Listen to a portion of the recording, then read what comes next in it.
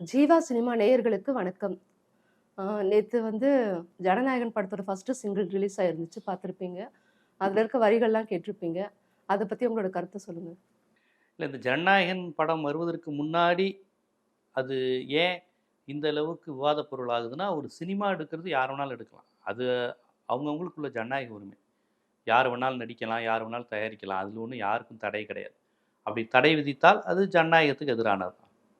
ஆனால் விஜய் போன்ற ஒரு நடிகர் தன்னுக்கு அரசியலுக்கு வந்துட்டு, நான் ஒரு கரூர் மாதிரி ஒரு சம்பவத்தை நிகழ்த்திட்டு இப்போ ஜனநாயக படம் இதனுடைய teacher, first look poster, first look single எல்லாத்தையும் உடனே விடுறார். கரூர் சம்பவம் நடந்த அடுத்த நாள் இப்படி ஒரு பாட்டை விட்டுருப்பாரானா விட்டுருக்க மாட்டார். 10 நாள் கழிச்சு விட்டுருப்பாரானா விட்டுருக்க மாட்டார். இப்போ கிட்டத்தட்ட 50 நாள் கடந்துருச்சு. இந்த 50 நாளில் நடந்த டிராவல் இருக்குல்ல, அதுதான் நம்ம கவனிக்க வேண்டியது. இவருடைய கூட்டத்தில் 41 பேர் நெரிசலில் செத்து போயிருக்கிறாங்க. முதல்ல என்ன சொன்னாங்க, அது எங்கள் கட்சிக்காரங்களே இல்லை, எங்கள் கூட்டத்துக்கு வந்தவங்களே இல்லைன்னு சொல்லி சமாளிக்க பார்த்தாங்க. அப்புறமேட்டு இல்லை செந்தில் பாலாஜி உள்ளே புகுந்து ஒவ்வொருத்தரையும் கொலை பண்ணிட்டாரு, கத்தி குத்து நடத்துனாங்க, ஸ்ப்ரே அடித்து கொண்டுட்டாங்கன்னு சொன்னாங்க. அதற்கு பிறகு என்ன சொன்னாங்க, போலீஸ் எங்களுக்கு கோஆப்ரேட் பண்ணலைன்னாங்க. இதையெல்லாம் வெளியில் பரப்புனாங்க. ஆனால் கோர்ட்டில் இது எதையுமே சொல்லலை. ஸோ இப்படியாக இருந்த நேரத்தில் கட்சி தலைவர் எங்கன்னா பனையூர்லேயே இருந்தார், வெளிவரவே இல்லை, தலைமறைவா. கட்சியின் பொதுச் செயலாளர் கடலுக்குள்ளே போட் எடுத்துகிட்டு போனார், எங்கே இருக்காருன்னே தெரியல, அவர் தலைமறைவு. அப்புறம் கட்சியினுடைய தேர்தல் வியூக வகுப்பாளர்னு ஆதவர்ஜுனா டெல்லிக்கு ஓடிட்டார். தான் கட்சிக்கு சேர்ந்த தன் தலைவனை பார்க்க வந்த ரசிகர்கள், தொண்டர்கள் 41 பேர், 10 குழந்தைங்க உட்பட குடல் பிதுங்கி வெளியே வந்து செத்து போயிருக்கிறாங்க. ஆனால் அந்த கட்சியை சேர்ந்த யாரும் எந்த ரெஸ்பான்ஸும் இல்லாமல் சைலண்ட் மோடுக்கு போயிருக்கிறாங்க. நீ அரசியல் கட்சி, அரசியல் தலைவன்கிறது 2ஆம் பட்சம். என்ன மாதிரியான மனிதர்கள் நீங்கள்? ஒரு நாய்க்குட்டி ரோட்டில் செத்து கிடந்தா அதை பார்த்துட்டு மனுஷன் உச்சி கூட்டிட்டு போகிறான் அப்படின்ட்டு போகிறோம். ஆனால் ஒரு ஒரு ஜனம், தன்னை நேசித்த ஜனம், தன்னை பார்க்கறதுக்காக வந்த மக்கள் திரள், அதில் 41 பேர் சிக்கி செத்து போயிருக்கிறான். வேகமாக கரூர்லேருந்து சென்னைக்கு ஓடி வந்துட்டீங்க. நின்று என்னன்னு கூட உங்களால் பார்க்க முடியல. என்ன எப்படிப்பட்ட ஹியூமன் நீங்கள்? சரி, நீங்கள் தான் இப்படி இருக்கீங்கன்னு பார்த்தா உங்கள் கட்சியினுடைய 2ஆம் கட்ட 3ஆம் கட்ட தலைவர்கள் பதுங்கி ஓடி போயிட்டாங்க. அப்போ இது ஒரு கட்சியான்னு பேசிக்கிட்டு இருந்த நேரத்தில் இது ஒரு விமர்சனமாகுது. அப்படிங்கிறப்ப வீடியோ காலில் பேசுறது. அப்போ கூட ஒரு நேரில் வர மாட்டார். ஏன்னா அவர் நேரில் வந்தால் நெரிசல் வந்துருமா, அவர் பெரிய ஹீரோவா? ஏன்னா எம்ஜிஆருக்கு கூட்டம் வந்ததில், விஜயகாந்துக்கு ஆறுதல் சொல்லவும் நேர்ல வர சொன்னார் இல்லையா? ஆறுதல் சொல்ல நேரில் கூப்பிட்டு வந்துட்டாரே. நேரில் வர சொன்னாருங்கிறது இல்லை, ஆறுதல் சொல்ல கூட்டிகிட்டே வந்துட்டாரே. பஸ் நான் உங்கள்கிட்ட ஆறுதல் கேட்கணும், வந்துருங்க. உலகத்திலேயே கேதம் கேட்பது, செத்த வீட்டில் போய் இன்னும் பணத்தை தூக்கிட்டு வா, நான் கேதம் கேட்குறேன்னு கேட்க மட்டும்தான் இல்லை, புதைக்க போகிறதுக்கு முன்னாடி என் பணத்தை ஒரு தடவை தூக்கிட்டு வந்து காமிச்சிருன்னு மட்டும்தான் அவர் சொல்லலை. அவ்வளோ உலக வழக்கத்தில், அதாவது தமிழ் சமூகம் அப்படிங்கிறது நீத்தார் பெருமையிலிருந்து அந்த சடங்குகள், செத்தவங்களுக்கு மரியாதையாக அடக்கம் செய்யணுங்கிறது நம்ம சங்க காலத்துலேருந்து இருக்குது. உலகம் முழுவதுமே இருக்குது.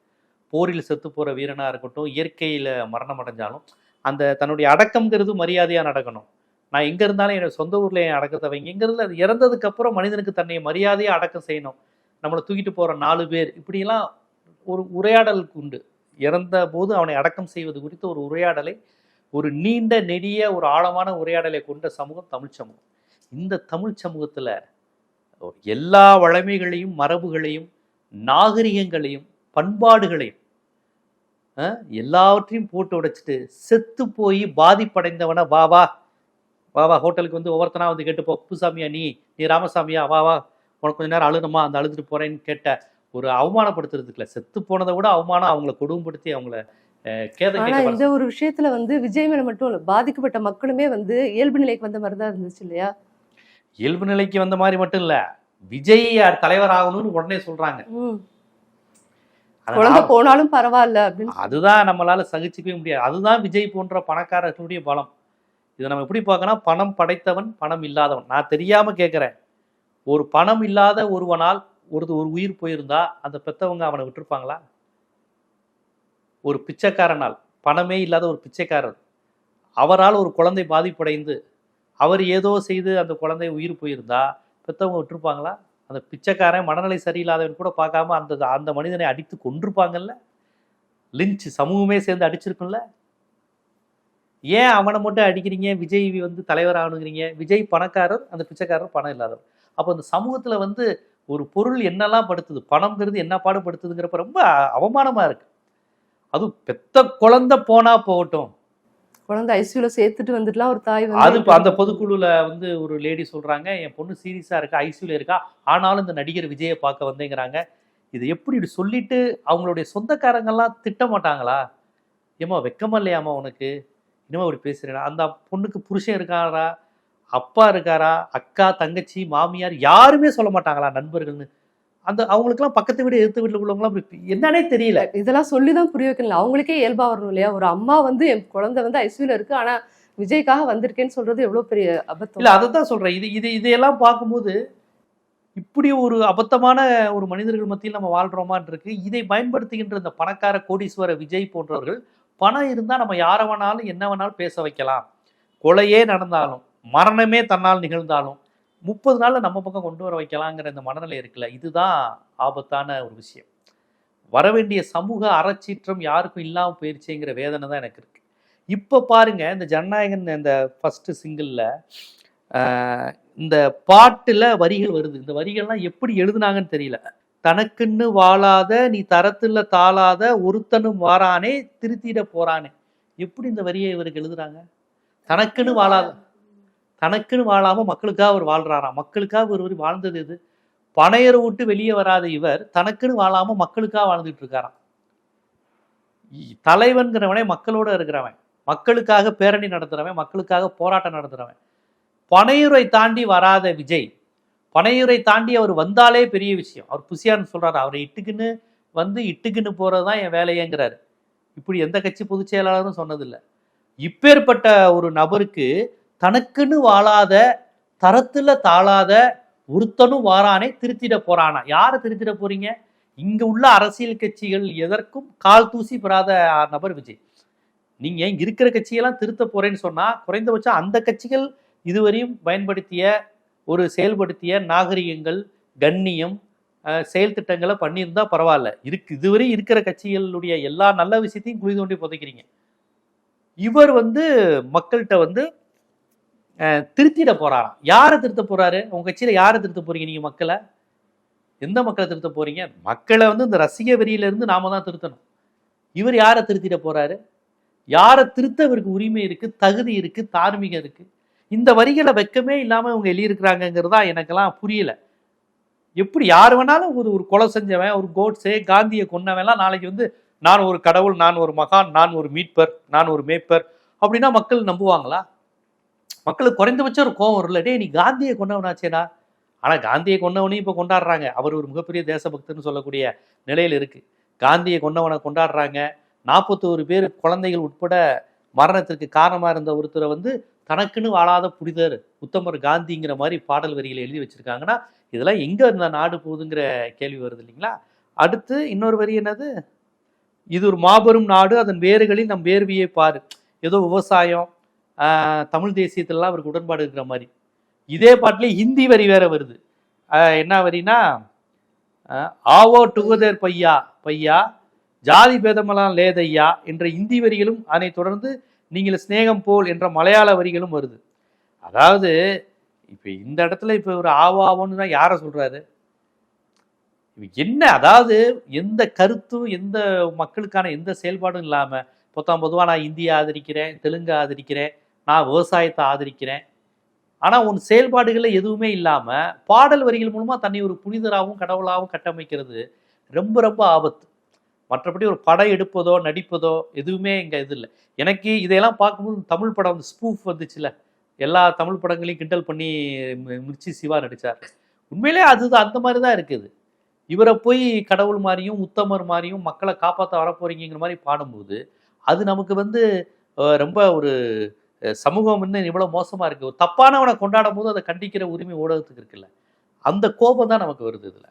இன்னொன்று வந்து தமிழ் சினிமாவை பொறுத்த வரைக்கும் இப்போ எம்ஜிஆர் காலத்துல இருந்தே வந்து பாடல்கள்லாம் ரசிகர்கள் வந்து பாடல் மூலமா இது செய்வாங்க. இப்ப ஆனா வந்து அந்த அதுல இருக்க ஒரு உயிரோட்டம் வந்து விஜயோட இந்த பாட்டுல வந்து இருக்கிற மாதிரி தெரியல. இல்ல பொதுவா ஹீரோயிச பாடல்கள் இருக்குல்ல, ரஜினிக்கு, எம்ஜிஆருக்கு, எல்லாருக்கும் வந்திருக்கு. அஜித், விஜய் கூட இதுக்கு முன்னாடி வந்திருக்கு. நான் உங்க வீட்டு பிள்ளை அப்படிங்கிறது, நான் உங்களுடைய அண்ணன், நான் உங்க தம்பி, நான் உங்க வயிற்றுல பிறக்காத பிள்ளை, நீ நானும் அண்ணன் தம்பிடா அப்படின்னு அஜித், விஜய், ரஜினி, கமல் எல்லாருமே பாடியிருக்கிறாங்க. அதெல்லாம் ரசிகர்கள் வந்து தங்களை உற்சாகப்படுத்திக்க கை தட்டிட்டு போயிடுவாங்க. அதான்டா இதாண்டா அருணாச்சலம் நான் தான், எஜமான் காலடி, இதெல்லாம் இது வந்திருக்கு. ஆனா இவ்வளவு பெரிய சம்பவத்தை கொடூரத்தை நிகழ்த்திட்டு அந்த ஈரம் கூட காயாம நான் வந்து தரத்துல தாளாதவன், நான் ஒரு தலைவன், நான் ஒரு சுயநலமே இல்லாத ஒரு பொதுநலவாதின்னு ஒருத்தர் சொல்லும் போது ஒரு மாதிரி ரொம்ப இப்படிலாம் பேச உடம்பு கூசலையான்னு கேட்குதுல்ல. உங்களுக்கு அந்த 41 பேரை வேக வேகமா அவர் கூப்பிட்டு சந்திச்சது காரணமே இதுதான். இந்த அமேசான் இந்த படத்துக்கான ப்ரொமோஷனுக்காண்டி தான். இப்போ அவர் வெளியிட்டாருன்னு வச்சுக்கோங்களேன், உட்காந்து கேட்பான்ல, அந்த 41 பேரை கூட அவர் சந்திக்கல, அதுக்குள்ளேயே ஒரு சினிமா ப்ரொமோஷனுக்கு போயிட்டாருன்னு சொல்லுவான்ல, அதுக்கு தான் அந்த டக்கு டக்குன்னு கூப்பிட்டு அந்த சமுதாயத்தை முடிச்சது. வா வா வா, வரலட்சுமி வா, ராமசாமி வா, குப்புசாமி வான்னு ஒவ்வொருத்தர் காலையும் விழுகிற மாதிரி நடிச்சுட்டு பணத்தை கொடுத்துட்டு இட்லி சாப்பிட்டு டீ சாப்பிட்டு அனுப்பியாச்சு. அனுப்பின உடனே வெளியே வந்து அவங்க பயிட்டு கொடுப்பாங்க. விஜய் அழுத மாதிரி ஒரு போட்டோ வெளியே வராது. ஆனா வெளியே வந்து காலில் விழுந்தாருன்னு சொன்னாங்க. காலில் விழுந்தாரு, 9 மணி நேரம் அழுதாருங்கிறாரு ஆதவர்ஜனா. 9 மணி நேரம் அவர் எண்ணிட்டு இருந்தாரு போல. ஆமா, 9 மணி நேரம். 7 மணிக்கு அண்ணன் ஆரம்பிச்சிட்டாரா, 1:45 சாப்பிடாம கொள்ளாம 9 மணி நேரம். போய் சொல்றதுக்கு ஒரு அளவு வேணாம். நீ 9 மணி நேரம் அழுகிறது முக்கியம் இல்லை. அவங்க செத்து போனா வீட்டுக்கு வந்துட்டு தான் நீ மனுஷன். 50 நாள் கழிச்சு ஒரு 9 மணி நேரம் அழுதாராம். அவர் முகத்தை பார்த்தா தாடி இடியெல்லாம் சேவ் பண்ணாம அப்படி அழுதுகிட்டே இருந்த மாதிரி தெரியல. ஹேர் இதெல்லாம் நீட்டா அந்த வழக்கம் போல ஷேவ் பண்ணி அந்த தாடி இடியெல்லாம் நல்லா அந்த ஒழுங்கா வடிவமைச்ச மாதிரி தான் இருக்கு. அதே கெட்டப்ல தான் இருக்கிறார். நான் அதாவது எவ்வளவு பொய் பித்தலாட்டம் பண்ணி ஒரு நடிகரை வந்து பிம்பத்தை உருவாக்குறாங்க. இதுக்கு பின்னால் எவ்வளவு பெரிய ஆபத்தான அரசியல் இருக்குங்கிறது தான் என்னுடைய பயமும் அச்சமாகவும் இருக்கு. அதனால தான் நம்ம தொடர்ச்சியா பேசுறோம். அது மட்டும் இல்லாம நக்கீரன் கோபால், நக்கீரன் பத்திரிகையின் ஆசிரியர், அவர் ஒரு விஷயத்த சொல்றாரு. நீங்க வந்து இந்த வந்து ஷூட்டிங் பண்ணியிருக்கீங்க அப்படிங்கிற விஷயத்த வந்து பதிவு செய்கிறார். அந்த பதிவு செய்யும் போது நீங்கள் பார்த்தீங்கன்னா அவர் என்ன சொல்கிறாருன்னா, நீ வந்த பஸ்ஸுலேயே நிறைய ட்ரான் கேமரா இதெல்லாம் 63 கேமரா வச்சுருக்க, அது மூலமாக அந்த கூட்டத்தை நீ வந்து ஷூட் பண்ணியிருக்க. ஏன்னா ஜூனியர் ஆர்டிஸ்ட் அத்தனை பேரை ஒரு இடத்துல கூப்பிட்டு ஷூட் பண்ணுறது கஷ்டம். படத்தில் எடுக்கும்போது இப்போ இந்த ஏழை ஜாதி படத்துக்கெல்லாம் விஜய் நடந்து வரும்போது எல்லாரும் வந்து வணக்கம் வைக்கிற மாதிரி பாட்டு எடுத்திருப்பாங்க. இந்த வீடு நமக்கு சொந்தம் இல்லை அந்த பாட்டில். ஆனால் இதில் வந்து பார்த்தீங்கன்னா பயங்கரமான கூட்டம். அப்படி ஒரு ஷாட்டு கிடைக்காது. ஒரு கேமராமேன் டைரக்டர் பாயிண்ட் ஆஃப் வியூவில் இவ்வளோ பெரிய ஷாட்டு கூட்டத்தோட ஷூட்டிங் எடுக்கிறது கஷ்டம். அவ்வளோ பேரை கூட்டிட்டு அத்தனை பேருக்கு ஒரு நாள் சாப்பாடு போட்டு பேட்டா போட்டு பண்ணுறது கஷ்டம். அப்போ ஓசியில் அவர் ஷூட் பண்ணுறதுக்கு ரசிகர்களை வந்து இப்படி ஒரு பகடக்காயாக அவர் பயன்படுத்தியிருக்காருன்னு தான் நக்கீரன் கோபால் சொன்னார். அதனால தான் கூட்டம் சேர்ந்துருச்சான்னு அவர் கேட்டு வந்திருக்காரு. லேட்டாகி 8 மணி கூட்டம் வந்திருக்கனே ஒரு 5000 பேர், 10 மணி அண்ணே ஒரு 12,000 பேர், அண்ணே ஒரு 30,000 பேர்ண்ணே, அண்ணே ஒரு 40,000 பேர்ண்ணே, செமையா இருக்கும்ண்ணே, டைட் ஷாட் எடுத்தாலும் லாங் ஷாட் எடுத்தாலும் செமையா இருக்கும்ண்ணே அப்படின்னு சொன்னதுக்கப்புறம் அவர் வந்திருக்காரு. போலீஸ் வந்து அங்கே போகாதீங்க, கூட்டம் அதிகமாயிருச்சு, இங்கேயே லைட்டு போட்டு உங்கள் ஃபேஸை பார்த்தீங்கன்னா பார்த்துட்டு மக்கள் போயிடுவாங்க, ஸோ கூட்டம் குறைஞ்சிருந்தோன்னா கூட்டம் குறையக்கூடாதுங்கிற வன்மத்தில் போய் இன்னைக்கு 41 பேர் உயிர் போயிருக்கு. இதைத்தான் நக்கீரன் கோபால் சொல்றாரு. இதுக்கு இதுவரையும் பதில் சொல்லலை. இதுக்கு அவரை மீசக்காரரே சட்டையை பிடிப்பேன்னு அவமானமாக பேசுகிறாங்களே வெளியே இதுக்கு பதில் சொல்லலை. இப்போ நக்கீரன் கோபால் அவர்கள் சொன்னது 100க்கு 100 விழுக்காடு உண்மைதான் நினைக்கிற மாதிரி தான் இருக்குது.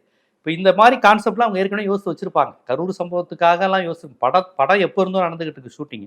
இதில் இவங்க ஒரு பிளான் பண்ணியிருக்காங்க. அந்த படத்தில் இவர் பஸ் எடுத்துகிட்டு போகிறதான்னு யோசிக்கும் போதே அதை ஷூட்டில் சேர்க்கணும்னு நினச்சிருக்காங்க. அது நாகப்பட்டினமாக இருக்கட்டும், திருவாரூராக இருக்கட்டும், கரூராக இருக்கட்டும், மதுரையாக இருக்கட்டும், இந்த கார் எடுத்துகிட்டு போகிற பிரச்சார வாகனம் பிளான் பண்ணும்போதே இதை ஒரு ஷூட்டு, இது ஒரு ஷாட் மாதிரி நம்ம பயன்படுத்திக்கலாம். ஏன்னா ஒரு டைரக்டர், ஒரு கேமராமேன், நடிகர்கள், தயாரிப்பாளர், இவர் தான் தயாரிப்பாளரும் கூட, அவங்க பிஆர்ஓ தான் சேர்த்து தான் பண்ணுறாங்கிறப்ப இவங்க பணத்தை மிச்சம் பண்ணுறதுக்கு ஓசியில் நம்ம மேலே அப்படி பைத்தியக்கார மாதிரி வராங்களே, இதை கொஞ்சம் யூஸ் பண்ணிக்குவோம், பொலிட்டிக்கலும் ஆச்சு, சினிமாவுக்கு சினிமாவும் ஆச்சு, லாபத்துக்கு லாபம் ஆச்சு, மக்களோட உயிரை எப்படி விளையாண்டுருக்காங்கன்னு பாருங்க. இப்போ நக்கீரன் கோபால் சொன்னப்ப என்ன ஆதாரங்கிறாங்க. நான் என்ன கேட்குறேன், இப்படி ஒரு ஷாட் எப்படி வருது? ஒரு 1:22 1:25 வரையும் பாருங்க, ஒரு காரோ பஸ்ஸோ அது மேலே அவர் நிற்கிறாரு, அவரை சுற்றி மக்கள் இருக்கிற மாதிரி ஒரு இந்த இதில் வருது. வீடியோ ஆதாரத்தோட சிக்கிருக்குல்ல. அப்போ அவங்களுக்கு அந்த பிளான் இருக்குல்ல, பஸ் அடிச்சுட்டு ஊரெல்லாம் போகும்போது நம்ம நினச்சிக்கிட்டு இருக்கோம் ஏதோ ஒரு அரசியல் பயணம் போகிறாரு, ஏதோ அரசியல் கருத்துக்களை மக்கள்கிட்ட பேச போறாரு நம்ம நம்பிக்கிட்டு இருந்திருக்கோம். ஆனால் அவர் பஸ்ஸில் போகிறது இது எல்லாமே இது ஒரு சினிமா காட்சியாக வச்சிடணும், இது ஒரு சீனா வச்சிடணும்னு நினச்சிருந்துருக்காரு. அது அப்படியே வருது. இப்போ அனிமேஷனில் வந்து பார்த்தீங்கன்னா ஒரு கார் மேலேயோ ஒரு பஸ் மேலேயோ இப்போ ஏறி நிற்கிறாரு அவர், சுற்றி மக்கள் கூட்டம் இருக்கு. இதைத்தானே நக்கீரன் கோபால் சொன்னாரு, இந்த சீனை நீ வைக்க போற, நாமக்கல் கரூர்ல மக்கள் கூடுனதை, மக்கள் ஜன வெள்ளத்தை, அந்த மக்கள் கடலை நீ படத்துல வச்சு உனக்கு இவ்வளவு பெரிய மாசு இருக்கிற மாதிரி படத்துல காமிப்பாங்களே, ஹீரோ கடைசி சீன்ல வர மாதிரி அவரை சுத்தி அப்படி மக்கள் தலைவா அப்படி நீ வரணும் தலைவா அரசியலுக்குங்கிற மாதிரி ஏதாவது வைப்பாங்களா, அந்த மாதிரி காட்சிக்கு நீ பிளான் பண்ணியிருக்கேன்னு நக்கீரன் கோபால் சொன்னார். இன்னைக்கு வரையும் நக்கீரன் கோபால் சொன்னதுக்கு அவங்க மறுப்பு தெரிவிக்கலைங்க. மீசக்காரன் தான் பதில் சொல்ற, மீசக்காரர் சொன்னதுக்கு பதில் சொல்லு. அவர் அவ்வளோ பெரிய, அவர் சாதாரண பத்திரிகை, இத்தனை வருஷம் புலனாய்வு பத்திரிகை, ஒரு நக்கீரன் வந்து சொல்றாங்க சிசிடிவி கேமரா செக் பண்ணுங்கன்னா செக் பண்ண மாட்டாங்க. சிசிடிவி கேமரா செக் பண்ண முடிஞ்சு போச்சுல, அதுல கேமரா இருந்துச்சா இல்லையான்னு. விஜயை தவிர உள்ள இருந்த நபர்கள் யாருன்னு கேள்வி கேட்கறாங்க. இதுவரையும் அதுக்கு பதில் இல்ல.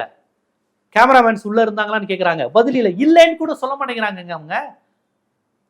சிபிஐ பக்கம் அவங்க கேஸ் போயிருக்கு, அவங்க நம்பிக்கையா இருக்கிறாங்க சிபிஐ நமக்கு சாதகமா இருக்குன்னு. சிசிடிவி கேமரா வீடியோ ஃபுட்டேஜை வெளியிட மாட்டாங்க, உள்ள யார் இருந்தாங்கன்னு சொல்ல மாட்டாங்க. ஆனா நக்கீரன் கோபால் சொன்னதை மட்டும் கோவப்படுவாங்க. அவர் அதைத்தானே சொல்றாரு, நீ ஷூட்டிங் பண்ணியிருக்க. இந்த இப்போ ஒரு அந்த ஷாட் இந்த பாட்டிலே வருதே, 1:22 1:25 பாருங்க, அவர் அப்படி ஒரு கார் மேலேயோ இது மூலியோ நிக்கிற மாதிரி அனிமேஷன் பண்ணியிருக்கீங்கன்னா, அப்ப நீங்க இந்த பிரச்சார பயணம் போறதுக்கு முன்னாடியே இந்த பிளான் பண்ணிட்டீங்க. தலைவா நீ வேன் போற, உன்னை சுத்தி மக்கள் நல்லா க்ரௌடா இருக்கிறது ஒரு ஷாட் எடுத்து வச்சுக்குவோம், அந்த கிளைமேக்ஸ்ல பயன்படுத்துவோம். இதை தெரிஞ்சிருச்சுல, மாட்டிக்கிட்டீங்கல்ல. இந்த லட்சணத்துல நான் தனக்குன்னு வாழாத மக்களுக்காக வாழ போறேன். இருக்கிற மக்களை முழுக்க தன்னுடைய சுயநலத்துக்காக மட்டும் பயன்படுத்துகின்ற ஒரு நபர், தனக்குன்னு வாழாத சமுதாய தரத்தில் தாழாதவரா, தரமும் இல்லாதவர், சுயநலமும் உள்ளவர், இப்படி ஒரு வரியை போட்டார்னா அதை எப்படி நம்ம கேள்வி கேட்காம இருக்க முடியும்? அதுதான் இங்க கேள்வியாகுது. இந்த பாட்டுல இன்னொரு இது வந்து பெரியார் அம்பேத்கர் வந்து எப்பயுமே வந்து எல்லா இது அதோட இப்ப மார்க்ஸையும் சேர்த்திருக்காரு. அது அதோட குறியீடு என்னவா இருக்கும்? என்ன இவங்களுக்கு எல்லாமே குறியீடும் அடையாளம் தானேங்க. இவங்களுக்கு உள்ளடக்கம் கருத்துங்கிறது ஒண்ணுமே கிடையாதுல்ல. பெரியார் அம்பேத்கர் அவர் வச்சதுக்கான காரணம் என்னன்னு சொல்றேன் கேளுங்க. பெரியார் அம்பேத்கரை வச்சுதான் தமிழ்நாட்டுல அரசியல். தமிழ்நாட்டுல தந்தை பெரியாரை வைக்காத அரசியல் கட்சியே கிடையாது. திராவிட கழகம், திராவிட முன்னேற்ற கழகம், அண்ணா திராவிட முன்னேற்ற கழகம், மறுமலர்ச்சி திராவிட முன்னேற்ற கழகம், பாட்டாளி மக்கள் கட்சி, விடுதலை சிறுத்தைகள், இந்திய கம்யூனிஸ்ட் கட்சி, மார்க்சிஸ்ட் கம்யூனிஸ்ட் கட்சி, தமிழ் மாநில காங்கிரஸ் இப்படின்னு தமிழ்நாட்டில் இருக்கக்கூடிய எல்லா கட்சிகளும், தமிழ்நாட்டில் திரிணாமுல் காங்கிரஸ் கிளை இருந்தா கூட, உங்களுக்கு வந்து சரத்பவார் கட்சிக்கு கிளை இருந்தா கூட பெரியார் படத்தை போட்டு தான் ஆரம்பிப்பாங்க. பெரியார் படத்தை போடாம ஆரம்பிக்கலாம்னு நினைச்ச கமலஹாசனுடைய நிலை என்னாச்சு? இன்னைக்கு ஒண்ணுமே இல்லாம போயிட்டாரு கமலஹாசன். அவர் ஒருத்தர் தான் பெரியார் படத்தை போடாம மக்கள் நீதி மையம் 19 ஒரு அரசியல் பேசினாரு, மையம்னாரு, ஒன்றும் இல்லாமல் போயிட்டார். ரஜினிகாந்த் ஆன்மீக அரசியல்னாரு, அரசியலுக்கு வராமலே முடிஞ்சிருச்சு. அப்போ தமிழ்நாட்டில் ஆன்மீக அரசியலும் மைய அரசியலும் ஈடுபடாது. ஏன்னா இவங்க ரெண்டு பேருமே பெரியாரை கையில் எடுக்கல, திராவிடத்தை கையில் எடுக்கல, தமிழர் அரசியலை கையில் எடுக்கல. தமிழர் அரசியலும் மொழி அரசியலையும் திராவிடத்தையும் தந்தை பெரியாரும் கையில் எடுக்காத இரண்டு நடிகர்கள் அரசியலை விட்டே ஒதுங்கிட்டாங்க, அரசியல் காணாம போயிட்டாங்கிறது விஜய் தெரிஞ்சிருக்கு. அதனால நான் அப்படி கிடையாது, தமிழ்நாட்டு மக்கள் ஏற்றுக்கொள்கிற பெரியாரை ஏற்றுக்கிட்டேன், அம்பேத்கரை ஏற்றுக்கிட்டேன்னு சொல்லிட்டு இங்க உள்ள பெரியார் அம்பேத்கருக்கு ஏற்றுக்கொண்ட கட்சிகள்லாம் சரியில்லை, நான் தான் சரியான பெரியார் அம்பேத்கர்னு வந்தாரு. இப்ப யாராவது சொல்லியிருப்பாங்க, தலைவா பெரியார் அம்பேத்கர் மார்க்சின் தான் தலைவா லீடிங் போகுது, மார்க்ஸை மிக்ஸ் பண்ணிட்டீங்களா? அப்படியா, அப்போ இந்த படத்தில் இந்த பாட்டில் ஒன்று சேர்த்து விட்டுரு அப்படின்னு. மற்றபடி கார்ல் மார்க்ஸை பற்றி என்ன தெரியும் விஜய்க்கு?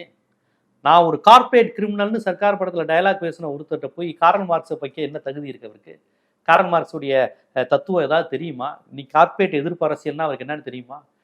பெப்சிக்கும் கோக்கு விளம்பரத்தில் நடிச்சுட்டு கார்பரேட் எதிர்ப்பு பேசினார் கத்தி படத்தில். இலவச அடித்தட்டு மக்களுக்கு கொடுக்கக்கூடிய அந்த உரிமை பொருட்களை இலவசத்தை கொடுக்கக்கூடாதுன்னு டிவி பெட்டியை போட்டு உடைச்சு ஏழை மக்களுக்கு கொடுக்கக்கூடிய டிவி பெட்டியை உடைச்சாரு. ஆனால் அந்த படத்துக்கான பிளாக் டிக்கெட் விலையை குறைக்கல. பணக்காரர்களுக்கும் தயாரிப்பாளர்களுக்கும் நடிகர்களுக்குமான சம்பளத்தை குறைக்க மாட்டாராம். ரசிகன் தாமி தனக்கு கிடைச்ச இலவச மிக்சி, அந்த ஏழை மக்களுக்கு கிடைச்ச கலைஞரும் ஜெயலலிதாவும் கொடுத்த அந்த இலவச பொருட்களை உடைக்கணுமா? ஸோ இந்த இலவசங்களுக்கு எதிரான மனநிலைங்கிறது பிஜேபி பாலிடிக்ஸ் தான். திராவிட கட்சிகள் இலவசங்கள் கொடுத்து கெடுத்துருச்சுன்னு. ஏன்னா அது ஏழைகளுக்கு கிடைக்கிது, பிற்படுத்தப்பட்ட ஒடுக்கப்பட்டவருக்கு கிடைக்கிது, இவனுக்கு சம்மந்தம் இல்லாமல் இருக்கு. அதனால அந்த மனநிலை, அந்த அரசியலை தான் அவர் பேசுறாரு. இந்த அண்ணா சாரே சங்கர் அந்த அரசியலை தான் விஜய் வந்து பேசியிருக்காரு. ஸோ இந்த அரசியல் பேசக்கூடியவர் எப்படி மார்க்ஸை ஏற்றுக்குவார்? அப்போ பெரியாருக்கும் இவருக்கும் சம்மந்தம் கிடையாது, அம்பேத்கருக்கு இவருக்கும் சம்மந்தம் கிடையாது, கார்ல் மார்க்ஸுக்கு இவருக்கு சம்மந்தம் கிடையாது. போகிற போக்கில் இதுதான் தமிழ்நாட்டில் ஈடுபடும். அப்போ திராவிட அரசியலை அழிக்கணும்னா திராவிட அரசியல் யாரையெல்லாம் தூக்கி பிடிச்சிச்சோ அவங்கள நம்ம எடுத்துக்கிட்டு இவங்களை காலி செய்யணுங்கிற அந்த அஜெண்டால தான் அந்த பாட்டை வைக்கிறாரு. வெளியே இவருக்கும் திராவிடத்துக்கும் பெரியாருக்கும் அம்பேத்கருக்கும் மார்க்ஸுக்கும் எந்த தொடர்பும் கிடையாது, எல்லாமே ஸ்கிரிப்ட் தான். தமிழ்நாட்டை பொறுத்த வரைக்கும் பெரியார் தவிர்த்து எந்த கட்சியுமே இதாகாது. ஸோ பெரியார் அம்பேத்கர் இதோட மார்க்ஸையும் சேர்த்துட்டாரு. அதுதானே தவிர வேற ஒண்ணுமே அவருக்கு உள்ளடக்கம் குறியீடு கிடையாது. ஆதவ அர்ஜுனா சொல்றாரு, இருக்கிறதுலே நல்ல கடவுள் நல்ல சாமியார்னா அது ஆதி சங்கராச்சாரியாருங்கிறாரு. இவர் கட்சியினுடைய ஒரு தேர்தல் வியூக வகுப்பாளர் வந்து ஆதி சங்கராச்சாரியாரை ஏற்றுக்கொண்டிருக்கிறார். தமிழ்நாட்டில் எந்த கட்சியும் ஆதி சங்கராச்சாரியார் தான் எங்க கட்சியினுடைய தலைவர் அப்படின்னு சொன்னதில்லை. அப்படி சொன்ன ஒரே கட்சி தாவேகா தான். இப்போ இவர் எப்படி தந்தை பெரியாரை ஏற்றுக்க முடியும்? பிஜேபி கூட இவ்வளோ ஓப்பனாக சொன்னதில்லை. ஸோ இது வந்து ரொம்ப ஆபத்துங்க. உங்களுக்கு பாஜக கூட தான் கருத்து என்ன, தான் கொள்கை என்னன்னு வெளிப்படையாக சொல்லிடுறாங்க. இது ஒரு ரசிகர் மன்ற கட்சி. அவங்க ரசிகர்கள்ட்ட நீங்கள் பெரியாரை காமிச்சாலும் கைத்தட்டுவாங்க, சாவர்கரை காமிச்சாலும் கைத்தட்டுவாங்க, அகண்ட இந்து ராஷ்டிரான்னு சொன்னாலும் கைத்தட்டுவாங்க, தமிழ்நாடு அப்படின்னு சொன்னாலும் கைத்தட்டுவாங்க. அவங்க ரசிகர்களுக்கு எதுவுமே தெரியாது, விஜயோட டான்ஸ் மட்டும் தான் தெரியும். ஏன்னா அவருக்கே அந்த புரிதல் இல்லையே. அவருக்கு எதுவுமே கிடையாது. அவருக்கு எதுவுமே கிடையாது. நீதிமன்றம் எஸ்ஐடி அமைச்சதுக்கு திமுகவை விமர்சிக்கிறாரு. நீதிமன்றம் எஸ்ஐடி அமைச்சதுன்னா அதுக்கும் கவர்மெண்ட்டுக்கு என்ன சம்மந்தம்னு கூட அவருக்கு தெரியல. அவ்வளவுதான் அவருக்கு எழுதி தர்றது. இந்த இஷ்யூக்கே அவர் டிஎம்கேவை தானே ஃபுல்லா இது ஆமா. செஞ்சாரு. அதனால இந்த பாடலில் எனக்கு தெரிஞ்சு நக்கீரன் கோபால் அவர்கள் சொன்னதுக்கான ஆதாரம் வீடியோ செமையா சிக்கியிருக்கு. அந்த மாதிரி தான் அவங்க ஷூட் நடத்திருக்காங்கிறதுக்கான விஷயங்கள் இந்த இவங்க வெளியிட்ட முதல் சிங்கிள் போஸ்டர் பாட்டிலேயே சிக்கியிருக்குங்கிறது தான் என்னுடைய விமர்சனம், என்னுடைய குற்றச்சாட்டு. இந்த பாடல் குறித்து தெளிவான விளக்கம் கொடுத்ததுக்கு ரொம்ப நன்றி. வணக்கம். நன்றி.